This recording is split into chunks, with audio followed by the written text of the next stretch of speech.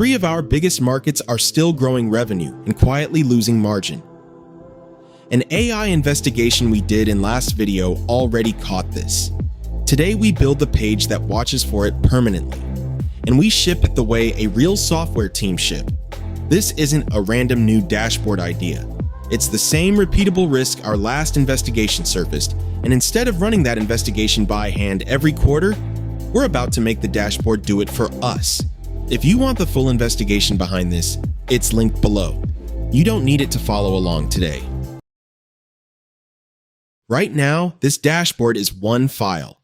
Adding a page to it means one person opens a file, changes it, and ships it. No diff, no review, no audit trail. And it's not just the visuals stuck in there. The business rules, the layout, and how it gets deployed are all trapped in the same file. That was fine for building version 1. It's not fine for adding pages to a dashboard leadership is actually using. Save as a Power BI project, and that one file becomes a folder. This isn't a hypothetical structure, it's the actual repo this video is built in. PBIR is the report as files. TMDL is the semantic model as files, and this repo carries one more thing most tutorials skip, an AGENT.md, the project's own working guide. It's there so the next person or the next AI agent editing this repo doesn't have to guess how things are structured. Once it's text, Git can track it, Codex can write it, and a pipeline can check it before it ever reaches production. This isn't a blank project. This is the real, already published pharmacy dashboard converted. Every page that existed before is still here. Nothing got rebuilt from zero. That matters in a minute because the new watchlist page doesn't start from nothing either. It starts from one of these. One honest caveat here. PBIP is still a preview feature. Not every file in this folder is safe to hand edit, and deeply nested file names can hit Windows path length limits. That's real. It's documented, and it's worth knowing before you convert your own dashboards. Let's create a new project using the existing folder in Codex. You can use the VS Code plugin if you want. Before Codex builds anything, let's check the suggested dashboard's feasibility. Reading the files tells you the structure, what tables, what measures, and what pages exist. Codex confirms the measures that already exist: total revenue, total margin, margin percent, total cost. And then it catches something that would have been a silent bug. The existing prior year measures return blank the moment the page gets filtered down to a single year. It has also prepared everything we ask for: watchlist logic, a live data baseline using Power BI MCP, and the dashboard layout structure. Nothing gets built yet. This is diagnosis, not construction. The same trust model as always. The agent suggests, a human decides what ships. If you're building AI-assisted Power BI workflows like this, hit subscribe. I break this down every other week, tool by tool, on the real dashboards I'm actually shipping. Before we go ahead and implement the dashboard, I did two important things.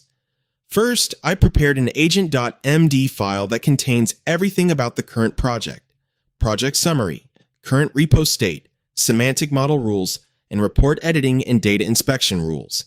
This gives the agent all the context it needs to build, test, and style code consistently within that specific repository. Second, I asked Codex to build an implementation plan for the dashboard based on the structure it had already provided. For this, I used Codex Plan Mode. Let's ask Codex to implement the dashboard using the plan we prepared. It took around 10 minutes to build the dashboard, and I hope Codex got everything right. Let's quickly check the file name in JSON file. It's correct. Now let me open Power BI and check the dashboard. One important tip: if the report is already open, close it without saving. If you save it, you'll overwrite all the changes Codex made on disk. So I closed it without saving, and now let's open it again. It takes a little while for Power BI to open the project because it has to load the semantic model, report metadata, and all the visuals. I'll fast forward this part so we can get straight to the results. Here is our page. It didn't build the dashboard perfectly, but it got around 80% of the work done correctly. Let me refresh the data to make sure there aren't any issues. Everything is working fine. For now, we can use this as our example and move on to the next section. Here's an important tip. If you feel the agent is making too many mistakes while building complex dashboards, you can give it a coding skill. It contains implementation guidelines along with visual examples, which helps the agent produce much more consistent results. Everything so far has been building the page. What's left is the part most PBIP content skips entirely. Actually shipping it the way a software team would, and what it takes to keep it running after that. Git first, quickly. Git init and the git ignore already excludes local cache files. One commit and push, it will deploy this project to GitHub. If you don't already know Git, that's covered elsewhere. We're not slowing down for it here. Here's the controlled publish path we actually put in place for this repo. Azure login, Fabric authentication using a service principal, Fabric workspace validation, then fabric-cicd deploys, semantic model first, report second, bound to it by path.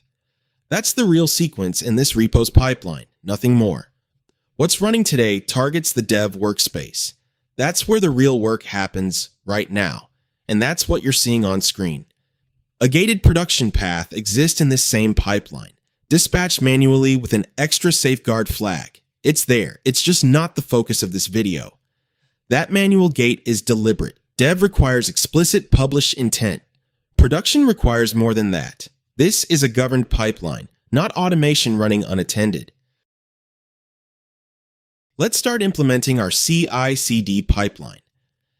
To make this process easier, I have already prepared a reusable implementation plan. I originally created this plan for another project, but the same structure works well for this project too. The document covers everything we need, including the prerequisites, deployment architecture, important decisions we need to make before implementation, and all the changes divided into different phases. It also includes the GitHub secrets and variables used by this implementation, Fabric workspace preparation, possible risks, testing plans, and the recommended rollout order. While Codex is working on the implementation, let me quickly explain the most important parts of this plan. First, we need a few prerequisite details such as the Fabric Workspace ID and the Azure credentials. You can get the Workspace ID directly from Microsoft Fabric, while the Azure credential details can be created and collected from the Azure portal. To make this easier, I have also prepared a separate step-by-step document. It explains how to find every detail. I will also add it to this project's GitHub repository, so you can open it later and follow each step at your own pace. And if you still face any problems while setting it up, you can ask your question in the comments section. Codex took around 4 minutes to complete the pipeline code. It created the GitHub Actions workflow, the deployment script for this implementation. Let me quickly commit the code. However, I need to push the code manually because Codex cannot push it directly due to the current Git configuration. Once the code is pushed, GitHub Actions should detect the changes and start the pipeline automatically. Let's open the Actions tab and check whether the pipeline is working correctly or if we need to fix anything.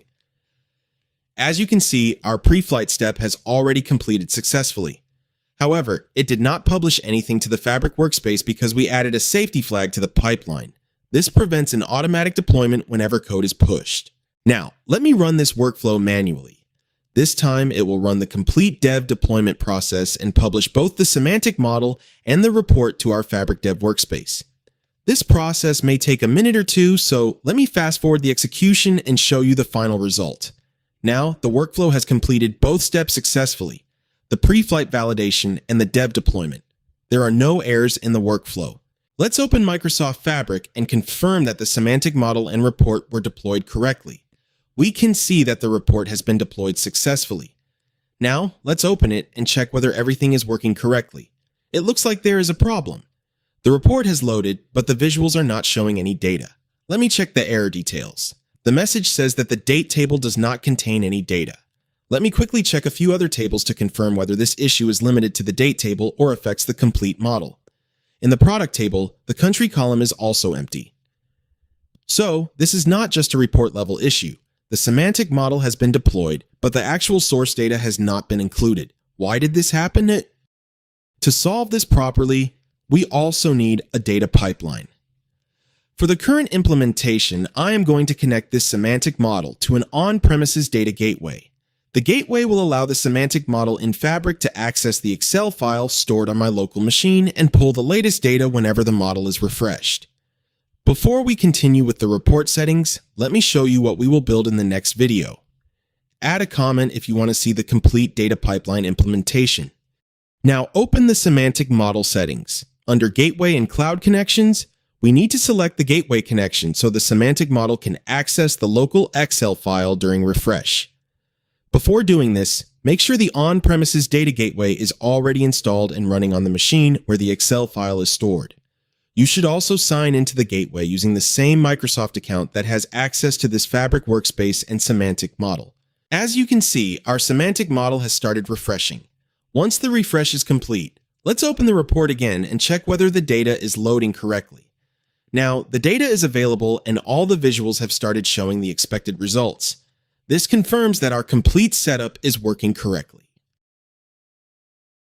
Step back for a second. A leadership report recommended this page. It's now live, versioned, and reproducible. Not a one-off chart someone will have to rebuild by hand next quarter. For maintenance, every future page follows the same loop. Codex checks the model through MCP, writes report and semantic model, opens a PR, the pipeline validates and deploys. This is what it looks like to treat a Power BI finding as a shippable feature, not a one-time chart. This page isn't just visually done. It's versioned, deployable, and running on live infrastructure. The template and repo structure behind this build are linked in the description. Grab it if you want to run the same pattern on your own dashboard. And if you want the full investigation that surfaced this risk in the first place, that video's linked right here too. If you're building AI-assisted, source-controlled Power BI, I work like this, subscribe. This is the exact kind of build I'm covering here.